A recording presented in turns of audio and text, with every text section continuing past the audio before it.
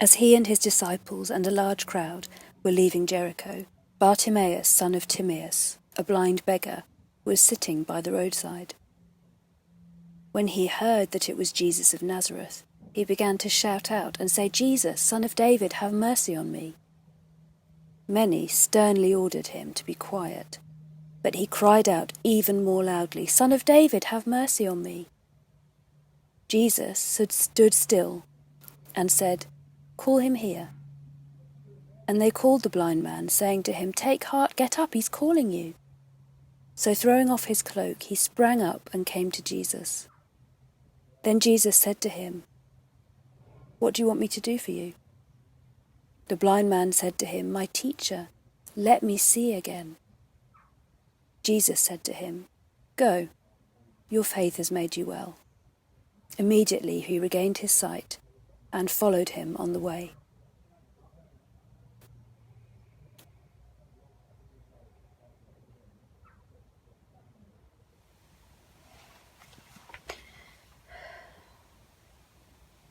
Bartimaeus is frightened.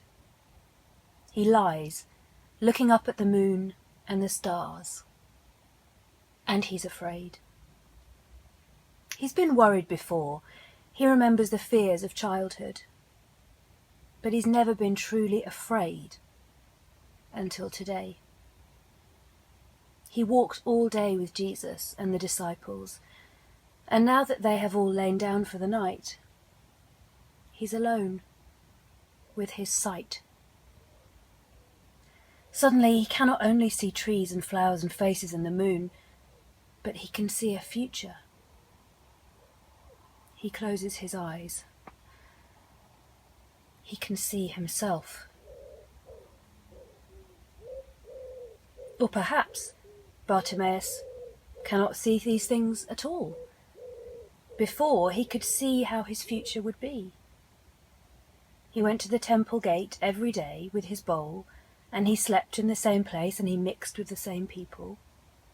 It had always been and would always be. But now he can't see how it will be. He will have to work and to take on responsibilities. He might get married, have children. He doesn't know. And he's afraid.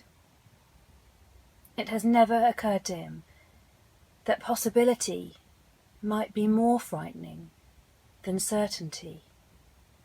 But he realizes now that it is. Someone turns over nearby.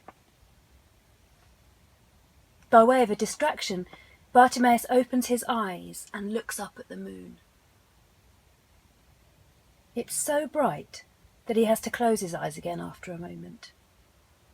It has left an impression in his vision. Even in the dark, there are new things to see. He squeezes his eyes tight and then opens them again. He looks at the stars and wonders why they are called beautiful.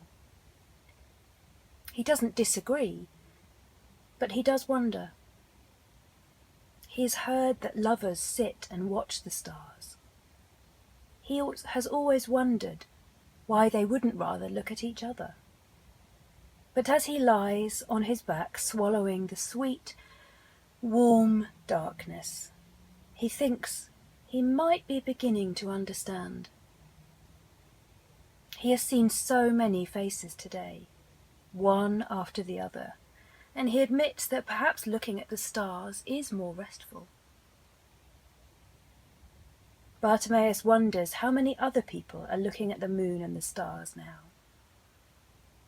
He places one arm behind his head and the other palm down on his chest. He looks up and up until his eyes itch and he's forced to close them.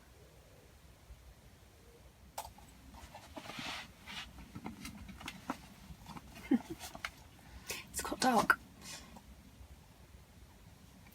So when I was thinking about preparing this, I thought about all the times of epiphany that I've had over the years. Moments where I felt an overwhelming love for all the people around me, or times when thoughts have come to me that I wasn't expecting, times when I've just seen the most amazing beauty, and those sorts of times of feeling incredibly loved by God or loving others on behalf of God.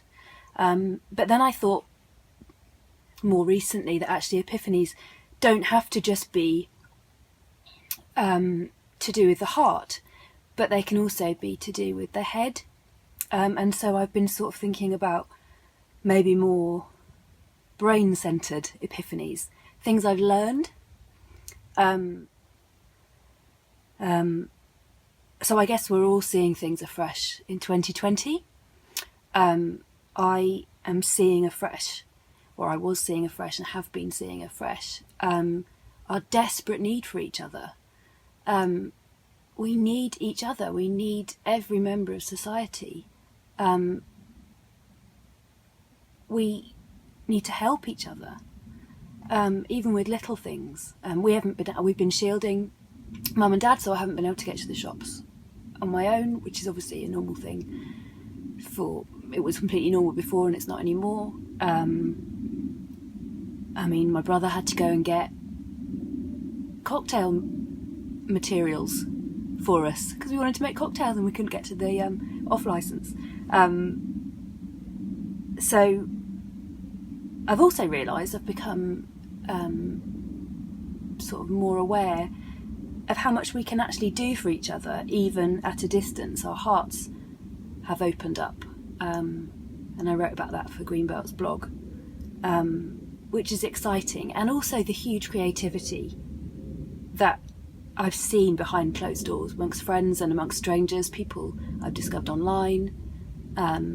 People are stepping up and doing stuff that they've never done before. And I've had my eyes open just in the last few weeks afresh to racism.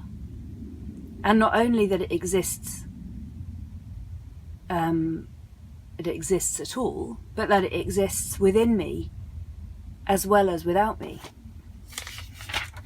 And that holding it at a distance and staying quiet isn't enough. And so with my new site, I'm learning and reading and studying to become an anti-racist. And I'm determined not to lose my sight again, which would be such an easy thing to do. It says in Mark's Gospel that Bartimaeus followed Jesus. And we don't know how that went. I made up a story. We don't know how it went for him, but despite his delight at seeing for the first time, I can't imagine that his journey was always easy. We know that, don't we? Because we know that our journeys aren't easy. But